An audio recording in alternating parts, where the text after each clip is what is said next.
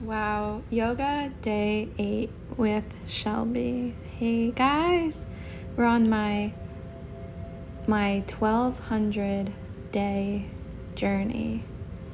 It could be a journey, it could be a challenge, it is what it is, but I'm doing 1200 days of 10 minutes of yoga a day to check in and to stretch and to have proved to myself that I am at least taking 10 minutes. And what I've learned so far is that this 10 minutes sometimes has 20 minutes to it. Sometimes it'll throw me a 30-minute.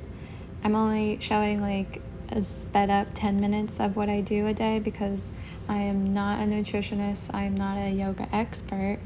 And I am just a regular, everyday person. And yeah, and I just happen to have a huge affinity for yoga, health, movement, all sorts of things, dance, art, music. And today I was eager to start day 8, and that means I'm 80 minutes into 200 hours of yoga, which is something I've definitely done already. But I am someone who will do yoga. Look at me just flip up there like that. I got really into it because I put on one of the best bands in the world, the Smashing Pumpkins, and got grooving. I go way back with the Pumpkins. It's a long story, but I woke up, I did my morning honeydews for the job, and I got home from work and I meal prepped because I had a ton of food in my fridge that I knew needed to get cooked. That's the whole point of food. I am so blessed that I am surrounded by a very artisan food community. I work for a restaurant.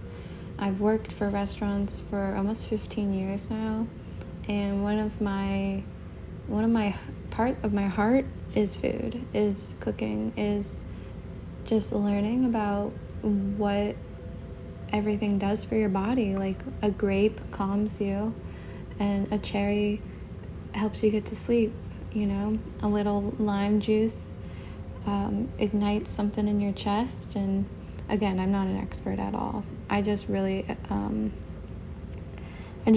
know that I feel benefits whenever I get into my yogi mentality.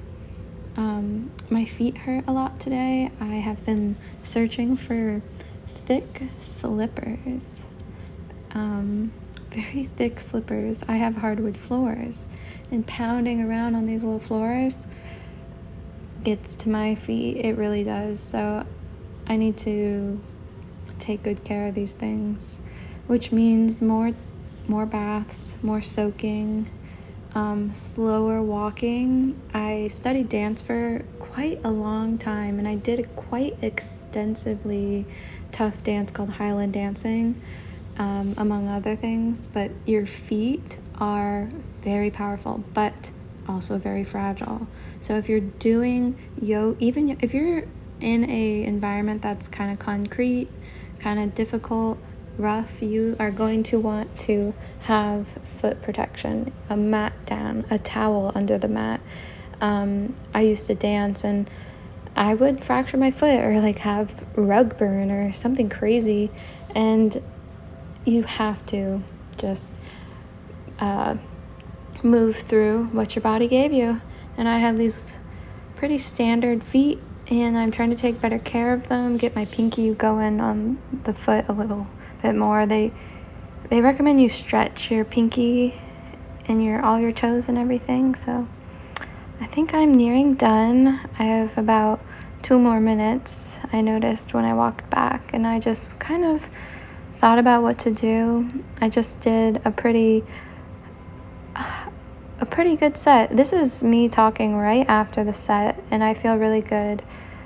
Unlike yesterday, I was kind of zonked out by the yoga, but actually I really stepped it up today, and I did a much more impactful session because of the energy around me today.